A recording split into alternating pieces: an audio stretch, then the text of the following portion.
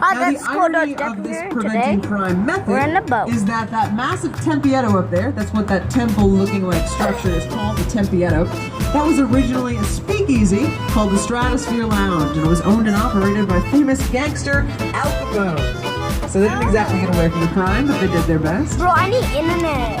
Now on the other side of the river here, you got this big black box building. This is a style of architecture known as black box modernism.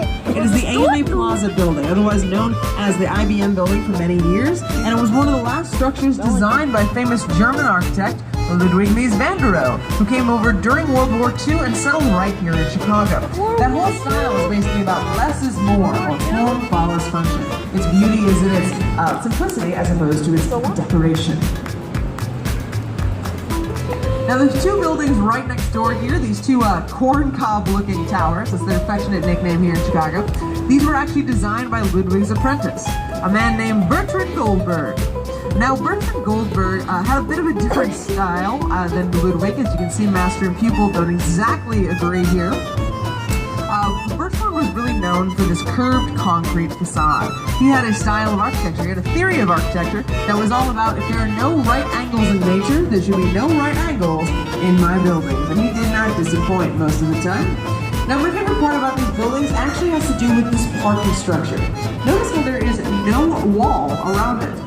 That's because Bertrand Goldberg was like, hey, you know what?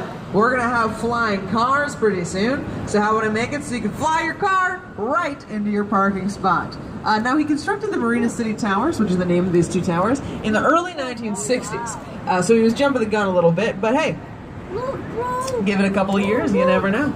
We might have flying cars. It's the cars that he was talking about, the flying cars.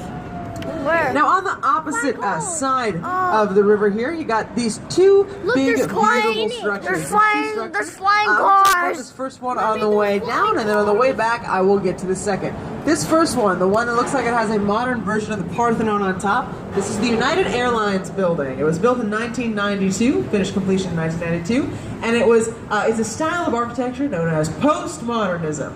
Now, postmodernism was a direct reaction to black box modernism. So there's going to be a lot of more shock and awe quality to this structure, a lot more artistic expression and a bit more glamour. That's what you're going to get from a postmodern building. Postmodernism was very popular from the mid-1980s to the mid-1990s.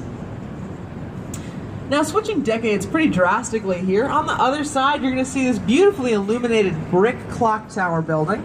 This is the Reed Murdoch building. Oh, that's cool. And does anybody like ghost stories? Got a couple ghost stories, fans? Yeah. Maybe sort of? Yeah? All right, good. Well, the Reed Murdoch building is supposed to be haunted. In fact, this entire section of the river is supposed to be haunted. And that's because we are at the site of something called the 1915 Eastland boat disaster. It's when a gigantic boat capsized right here in the Chicago River, killing 800 people in only 25 feet of water. And this building, the Reed Murdoch building, was actually used as a makeshift hospital during that disaster. So people who work there tend to report things like things flying across the room at them or getting locked indoors because they think there is a poltergeist. Now, I'm not a ghost hunter. I can't tell you for sure if that's true, but that's just the stories. The Reed Murdoch building. Enter if you dare.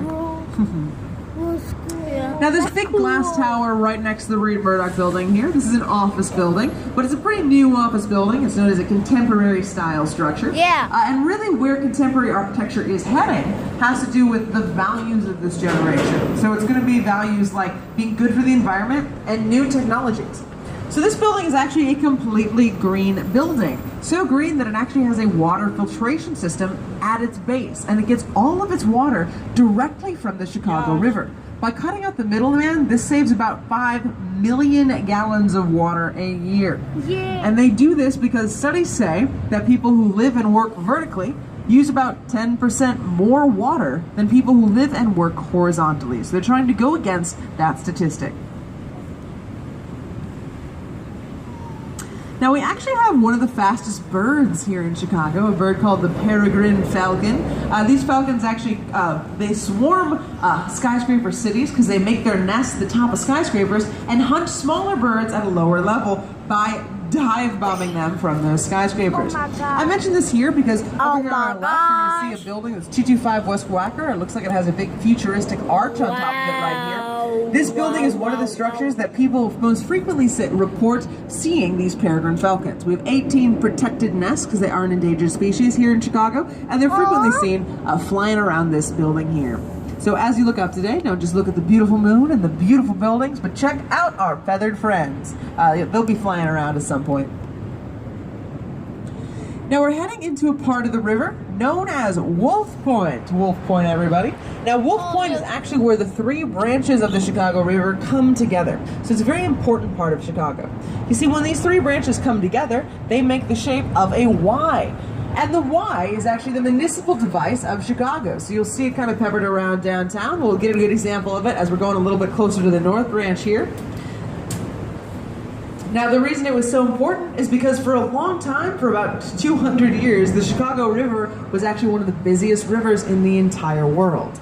They said that you were actually able to walk Guys, all the there's way gonna down be the a- main branch of the guys, river there's gonna be a just part on two. the tops of boats. It was Okay, so so crowded. I'm gonna end this video Now, we don't really use the river for really Goodbye. industrial transportation too much.